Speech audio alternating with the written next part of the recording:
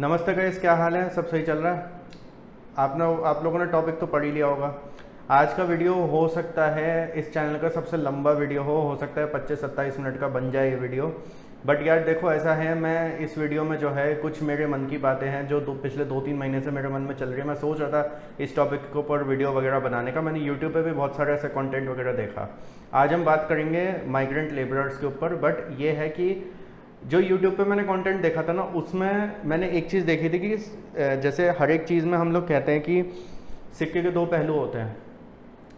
YouTube पे मैंने जो भी वीडियोस देखे उन सब में सिक्के का केवल एक ही पहलू बताया जा रहा है। उस सब में केवल इतनी बोली जा रही है कि भाई गवर्नमेंट ने ये नहीं करा, गवर्नमेंट ने वो नहीं करा, इसकी वजह से माइग्रेंट लेबरर्स को जाना पड़ा, इस वजह से मजदूरों को अपने दिल्ली छोड़ के अपने अपने गाँव जाना पड़ा, मुंबई छोड़ के अपने अपने गाँव जाना पड़ा। बहुत सारी बातें हो रही हैं। बट मेरे को ऐसा लगता है अगर हम यहाँ पे दोनों एंगलों से देखें तो मेरे हिसाब से, वैसे तो हम बहुत सारे पॉइंट्स गिनवा सकते हैं, बट मैंने 3 या 4 पॉइंट्स ऐसे हैं जो मेरे हिसाब से, जो मेरे को लगता है शायद लेबरर्स की या मज़दूरों की गलती रही है, और 3 या 4 पॉइंट्स ऐसे हैं जो गवर्नमेंट की गलती रही है। यहाँ पे मैं ये नहीं बोलूँगा कि भाई केवल लेबरर्स की गलती थी या फिर केवल गवर्नमेंट की गलती थी या कुछ ऐसे है। यहाँ पे मेरे हिसाब से दोनों रिस्पॉन्सिबल थे अपने अपने तरीके से। अब इससे पहले कि आप लोग ये बोलो कि भैया तुम ऐसे कैसे कह रहे हो, लेबरर्स को कैसे, लेबरर्स की क्या गलती है, वो तो बेचारे गरीब हैं एंड ऑल दैट, वो बात ठीक है, वो बात मेरे को समझ में आती है। बट आप आज ये पूरा वीडियो पहले देखना, उसके बाद आप सोचना मेरी बात पे। हो सकता है आप मेरी कुछ बातों से एग्री करो, हो सकता है डिसएग्री करो, वॉट एवर। बट हाँ, कोई भी आप कॉमेंट्स करो इस वाले वीडियो पर या कुछ भी है, चाहे एग्रीमेंट में हो डिसएग्रीमेंट में हो, वो प्लीज़ पूरा वीडियो देखने के बाद आप करना। आपको पर्सपेक्टिव समझ आएगा कि मैं किस वजह से मज़दूरों की गलती बता रहा हूँ और किस वजह से गवर्नमेंट की गलती बता रहा हूँ। अब आते हैं ये जो इशू हुआ था, इसमें सबसे पहले मैं बात करूँगा मज़दूरों की क्या गलती रही। मज़दूरों की गलती यार मेरे हिसाब से सबसे बड़ी एक तो ये रही कि एक मेंटालिटी उन्होंने ऐसी बना ली है कि भैया जो करना है गवर्नमेंट ही करेगी, हमें हमें कोई मतलब नहीं है, जो करना है गवर्नमेंट ही करेगी, ख़त्म बात। हमें अपनी लाइफ की कोई रिस्पॉन्सिबिलिटी नहीं लेनी है, जो करना है गवर्नमेंट करेगी। खाना आ रहा है तो गवर्नमेंट लेकर आए, गवर्नमेंट आके हमें दे, गवर्नमेंट आके हमें सर्व करे। रेंट है तो उसका हमारे जनधन अकाउंट्स में ट्रांसफ़र हो जाए। जनधन अकाउंट जैसे गवर्नमेंट ने हमारे खुलवा दिए, वैसे गवर्नमेंट हमारी हर एक चीज़ का ध्यान रखे। हमें गवर्नमेंट पेंशन भी दे, हमें गवर्नमेंट सैलरीज भी दे, हमें गवर्नमेंट सब चीज़ दे, हमारे हेल्थ का भी ध्यान रखे, हमारे एजुकेशन का भी ध्यान रखे, सब चीज़ों का ध्यान रखे। ठीक है। अब ये चीज़ सोचना एक हद तक तो ठीक है कि हाँ ठीक है, एज सिटीजन्स हम लोग ये चीज़ सोचते हैं कि हाँ चलो गवर्नमेंट है तो गवर्नमेंट को जो है लेबरर्स के लिए करना चाहिए, या इवन हम लोग भी एज मिडिल क्लास पीपल हम लोग भी ये चीज़ सोचते हैं यार गवर्नमेंट को ये चीज़ करनी चाहिए, वो चीज़ करनी चाहिए, ऑल दैट। ठीक है। बट सारी चीज़ें गवर्नमेंट के हाथ में भी नहीं है। आप एक चीज़ ध्यान रखो, हम लोग एक ऐसे देश में रह रहे हैं जहाँ पे 140 करोड़ लोग रहते हैं। 140 करोड़ लोग जहाँ पे रह रहे हों, वहाँ पे आपको पता है कुछ, एक हमारे प्रधानमंत्री है, उनके अंडर में कुछ मेंबर्स ऑफ पार्लियामेंट है, उनके अंडर में कुछ 100 सांसद वगैरह होंगे, वो होंगे क्या कहते हैं एमएलएज वगैरह होंगे, और हर एक के स्टेट में अलग अलग काम डेलीगेट किया गया है। कहीं ना कहीं देखा जाए तो उस गवर्नमेंट के ऊपर 140 करोड़ लोगों को देखने की रिस्पॉन्सिबिलिटी है। गवर्नमेंट जो है हर एक के पास जाके हैंड होल्डिंग नहीं कर सकती है कि आप ऐसे मत करो, वैसे मत करो, या क्या है क्या नहीं है। गवर्नमेंट हर एक के पास जाके हैंड होल्डिंग नहीं कर सकती है। आप हर एक चीज़ में ये नहीं कह सकते कि गवर्नमेंट रिस्पॉन्सिबल है। एक आपको एक छोटा सा एग्जांपल देता हूँ, मैं नाम नहीं लूँगा। एक क्रिएटर है जिसने यूट्यूब पे एक वीडियो डाला, मैंने जैसे आपको बताया कि बहुत सारे ऐसे वीडियोज़ है जिसमें गवर्नमेंट को ही उल्टा सीधा बोला जा रहा है। उसने ये बोला कि जैसे एक इंसिडेंट हुआ था कि कुछ लेबरर्स जो बेचारे पैदल जा रहे थे, वो रात को जो है रेलवे ट्रैक पे सो गए थे और ट्रेन ऊपर से आके निकल गया और वो सारे के सारे मर गए। तो उन्होंने ये बोला कि भाई इसमें गवर्नमेंट रिस्पॉन्सिबल है। गवर्नमेंट क्यों रिस्पॉन्सिबल है? पहली चीज़ तो, पहली बात तो मैं एक चीज़ बोलूँ, मज़दूर लोग जो होते हैं वो रेडियोज़ वगैरह सुनते हैं, सब कुछ न्यूज़ देख रहे हैं, सब देख रहे हैं। उनको अगर ये चीज़ पता है कि ट्रेनें बंद है, तो उनको ये भी पता होगा कि जो है कुछ ट्रेनें ऐसी हैं जो चल रही थी, मालगाड़ियाँ चल रही थी, ये सब चीज़ें न्यूज़ में आ रही थी, कुछ स्पेशल ट्रेनें चल रही थी, ये सब चीज़ें न्यूज़ में आ रही थी। चलो मैं एक सेकंड को ये भी मान लेता हूँ कि लेबरर्स को ये बात नहीं पता थी, या मज़दूरों को ये वाली बात नहीं पता थी कि भाई कुछ ट्रेनें चल रही हैं, इस वजह से अननोइंगली वो पटरी पे सो गए। बट एक चीज़ आप मेरे को बताओ, आपको किसने कहा था पटरी पे सोने के लिए? आप पटरी के बगल में भी सो सकते थे। आपको किसने कहा था पटरी के ऊपर सोने के लिए? हो सकता है इस बात पे आप लोग ये सोचो कि नहीं उन लोगों को नहीं पता था ट्रेन चल रही है, क्या है क्या नहीं है, बट यार देखो ये बिल्कुल ऐसा है कि अप्रैल के टाइम पे लॉकडाउन चल रहा है और आपको पता है कि भाई सड़कों पे कोई गाड़ी नहीं होगी और आप बीच सड़क पे सो जाओ। एसेंशियल सर्विस वाली तो गाड़ियाँ चल रही थी ना, हो सकता है वो आपको हिट करके चली जाए। तो आपको ये इन चीज़ों का तो ध्यान रखना चाहिए ना। अब गवर्नमेंट हर एक को आके ये कहेगी कि भैया पटरी पे मत सो।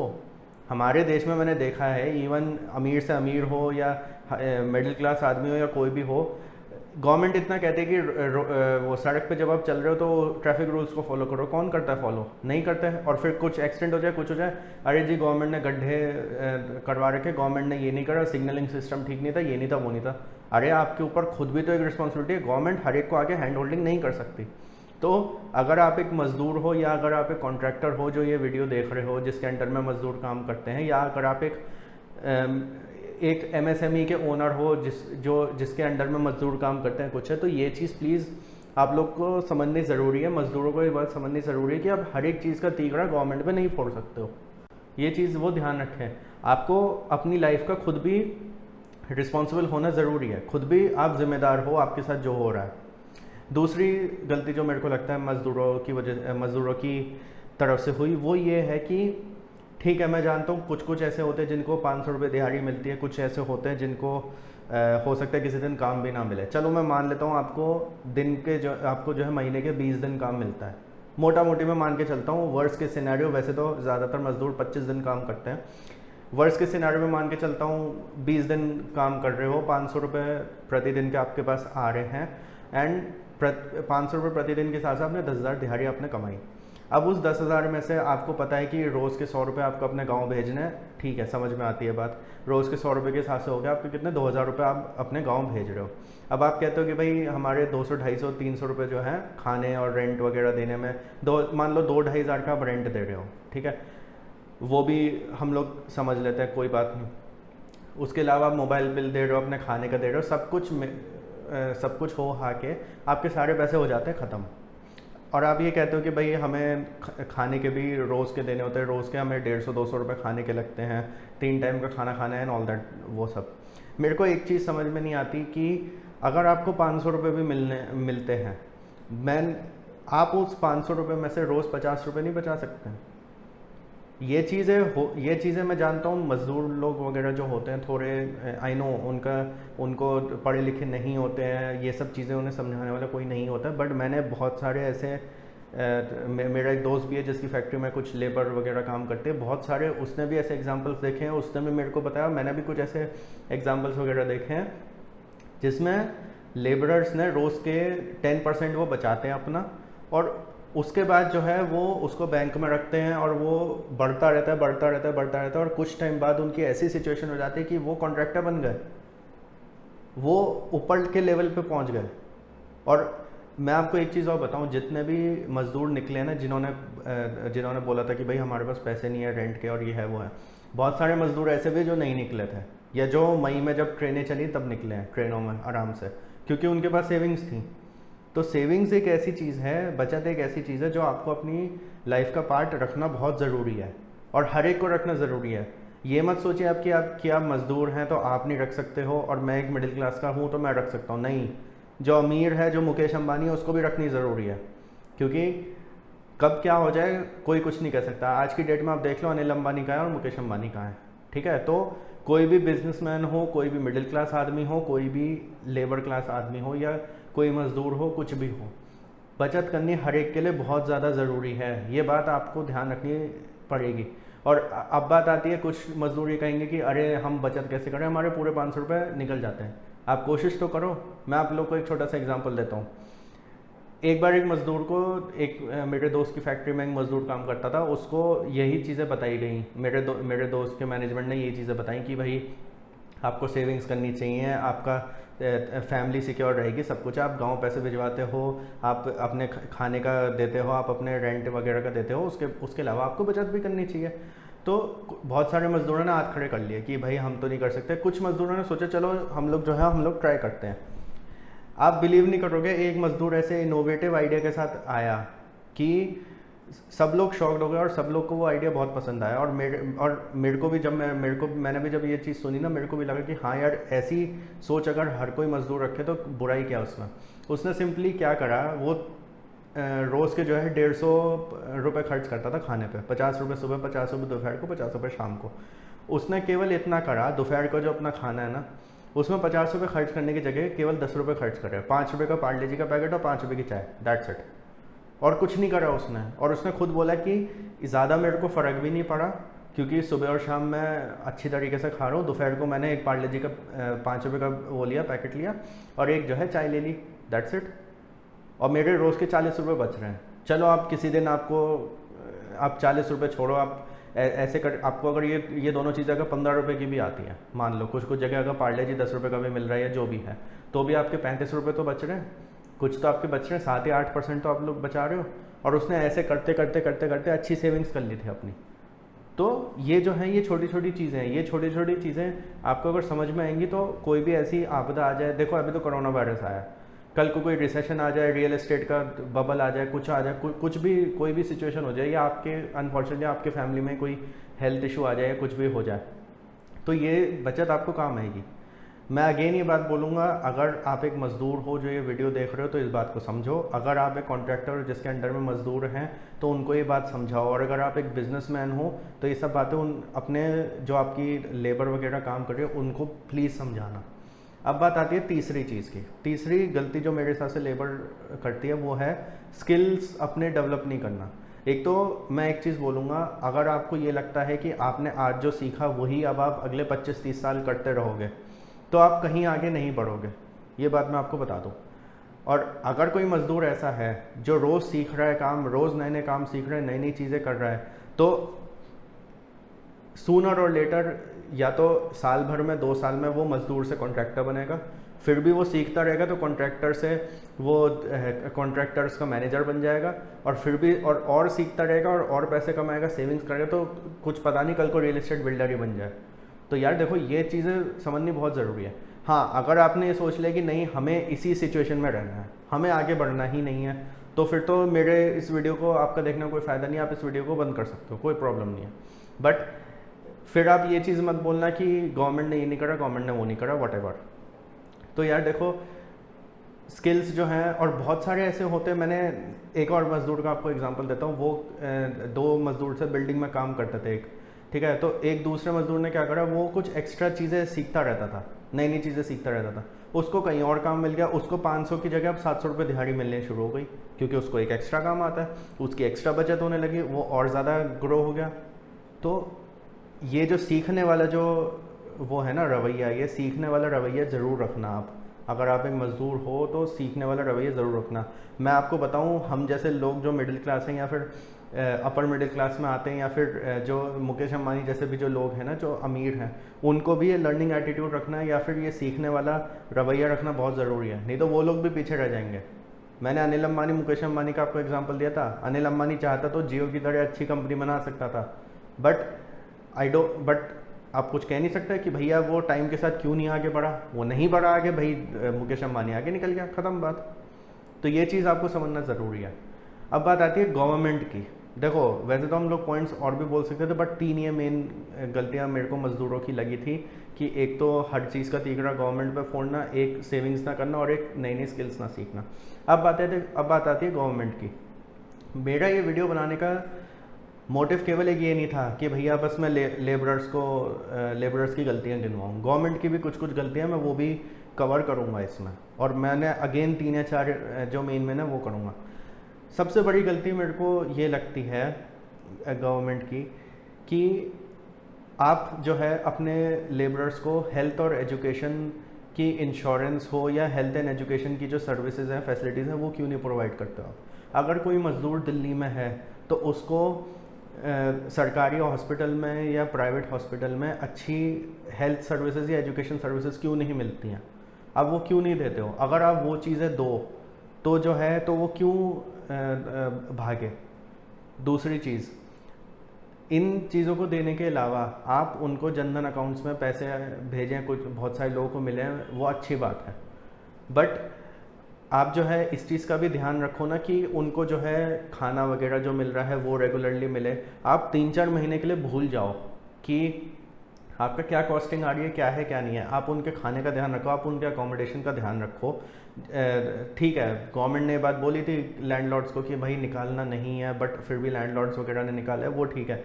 वो हम लोग वो सिचुएशन ऐसी है, वो उसमें भी हम लोग कुछ नहीं कर सकते, गवर्नमेंट कुछ नहीं कर सकती। हर एक को आप नहीं बोल सकते कि भैया तुम लेबरर्स को मत निकालो, ठीक है। लेबरर्स के लिए जो स्कीम्स वगैरह आती हैं वो आप उस, चाहे वो फूड से रिलेटेड हो, हेल्थ से रिलेटेड हो, एजुकेशन से रिलेटेड हो, वो उन तक क्यों नहीं पहुंचती हैं, वो ग्राउंड लेवल पे क्यों नहीं आती हैं। ग्राउंड लेवल पे जब तक वो नहीं आएंगी तब तक ये चीज़ें चलेंगी, जब तब तक ये माइग्रेंट लेबरर्स हो गई या पलायन वाली चीज़ें हो गई, ये सब चीज़ें चलेंगी, ये ज़रूर चलेंगी, ये गरीबी, पावर्टी, ये सब चीज़ें चलेंगी तब तक। दूसरी गलती गवर्नमेंट की जो मेरे को लगता है, रूरल एरियाज़ में डेवलपमेंट क्यों नहीं होता।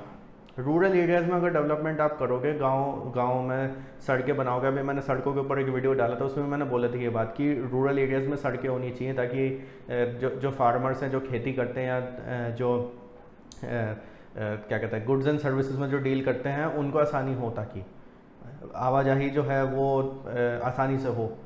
आप उस चीज़ पे आप क्यों नहीं ध्यान देते हो।